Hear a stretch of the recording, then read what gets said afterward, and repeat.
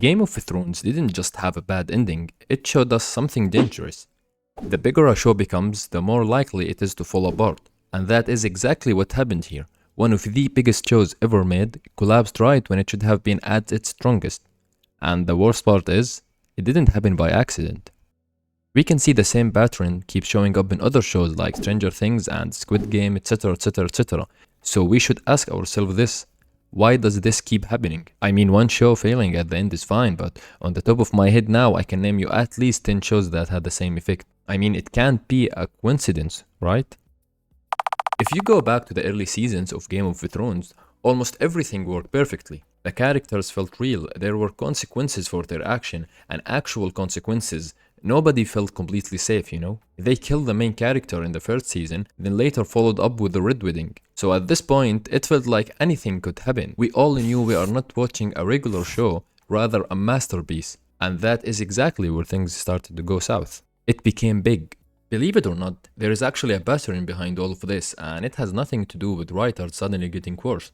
It starts the moment a show becomes too big. At this point, it stops being a story. It becomes a product. And once that happens, almost everything changes.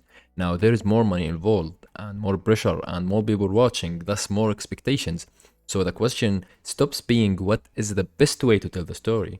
Rather, it becomes what is the safest way to tell the story. That shift may sound small, but it changes the entire show, you know? Because if you are not willing to make risks on the show, like killing someone's favorite character, then you are doomed to fail. Once a show becomes too big to fail, it also becomes too risky to challenge. That is when the writing starts to soften. We get introduced to something like plot armor, characters that feel protected no matter how bad the situation they are put in. When that happens, the tension starts disappearing. The show may still look bigger on the surface, you know. There are more locations, more characters, bigger scenes, bigger battles. But unlike one would assume, bigger usually means less focused. Sure, the emotional moments do not disappear automatically. It just stops landing correctly, you know. This video is not about Game of Thrones by any mean, but if I can share one example, is Daenerys death. It should have felt a lot more emotional if you think about it, but we barely felt anything beside maybe 10 seconds of shock, assuming that we didn't see it coming, of course. And not because the audience got smarter and tougher out of the blue, but because the show stopped taking the risk that we are used to, the risks that made it exciting in the first place. You can see this clearly in Stranger Things as well. The early seasons were tight, focused, simple in the right way. They had us feeling nostalgia for the 80s, even though I can bet most people who watched it are young, very young actually. But as it got bigger, everything expanded, more storylines, more locations, and more characters, thus more expectations.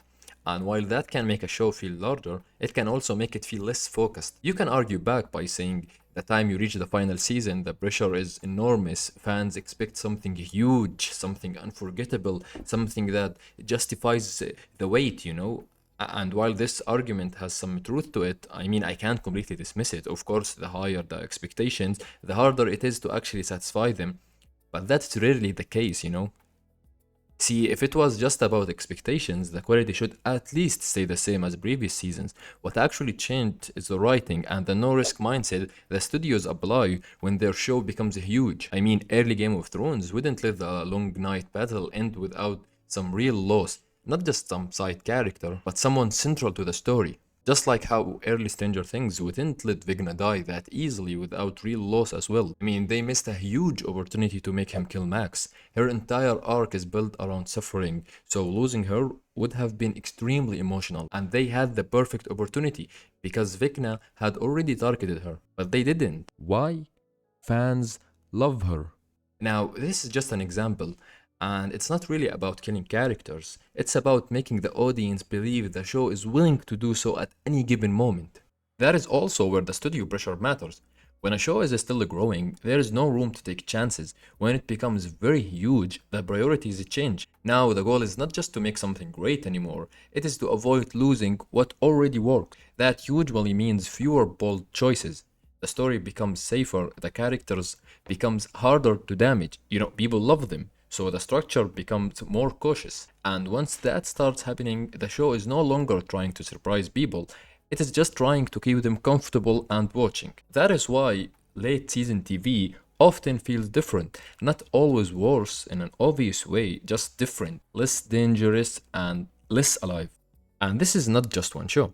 It keeps happening because the cycle is always the same. A show starts small, it becomes popular, and then it grows into this huge icon.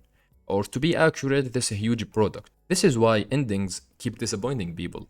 The problem is not that every writer suddenly forgot how to write on the end season.